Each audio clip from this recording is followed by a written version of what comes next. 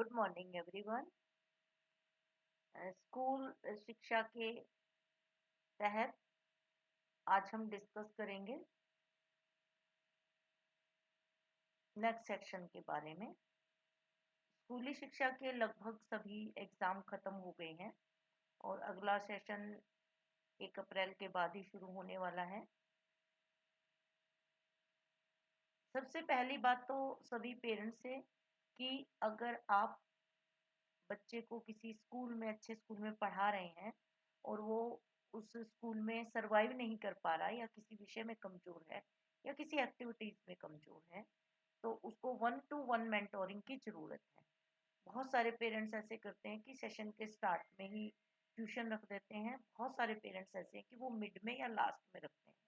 तो मैं सभी पेरेंट्स को ये कहना चाहूंगी कि अगर आपको अपने बच्चे को कोचिंग दिलवानी है या मेंटोरिंग के थ्रू उसमें इम्प्रूवमेंट करवाना है, तो कोशिश करिए कि सेशन के स्टार्टिंग में ही आप उसको मेंटोरिंग की सुविधा दें, ताकि वो बच्चा पूरे साल अच्छे से समय लगा के अपनी उस कमी को पूरा कर सके।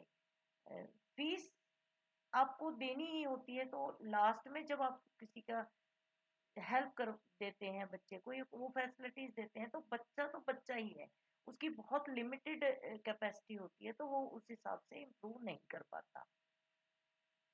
इसी तरह से कॉलेज स्टूडेंट पे भी रहता है कि उनको अगर आप किसी तरह की हेल्प दिलवाते हैं, कोई फैसिलिटीज देते हैं, तो वो स्टार्टिंग में ही दें। कोशिश करें 1-to-1 मेंटोरिंग में एक पर्याप्त समय बच्चे के लिए उसकी जरूरत है।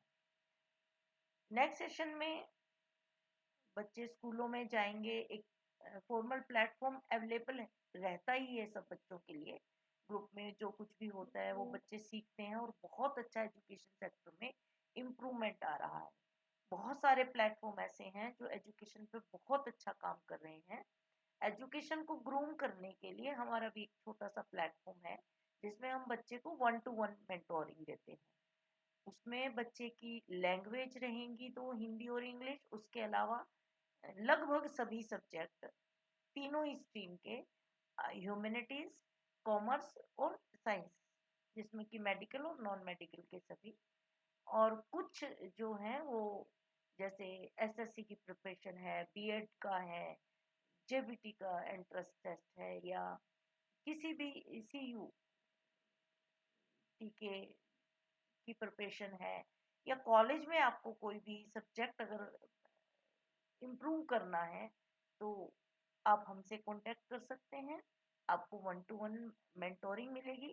समय आपको अपने हिसाब से मिलेगा, लेकिन कोशिश ये रहती है कि हम बच्चे को पर्याप्त समय में तैयार करें। तो इसीलिए सभी अभिभावकों से ये प्रार्थना है कि अगर आप मेंटोरिंग अगर दिलवाना चाहते हैं, हेल्प दिलवाना चाहते हैं, ये जरूरी नहीं है कि आप हमारे पास ही आए।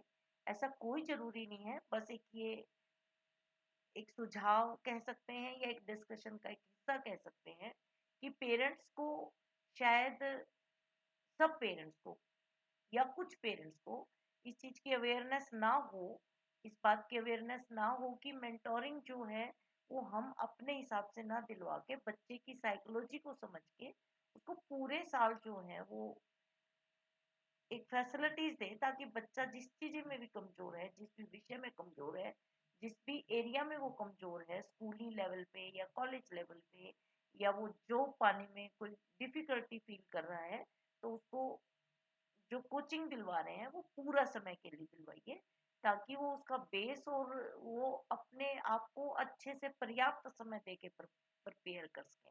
बच्चे की कैपेबिलिटी जो है वो बहुत सीमित होती है। मेंटोर तो उसको बहुत कुछ पढ़ा सकते हैं, लेकिन बच्चा ग्रैब कितना करता है वो इम्पोर्टेंट है। और उसके लिए आपको बच्चे को पर्याप्त समय देना पड़ेगा, ताकि बच्चा धीरे धीरे धीरे धीरे ग्रो करके अपनी फाउंडेशन को बहुत मजबूत बना ले। बस आज की वीडियो में इतना ही। हम किसी और वीडियो में कुछ और डिस्कशन करेंगे। धन्यवाद।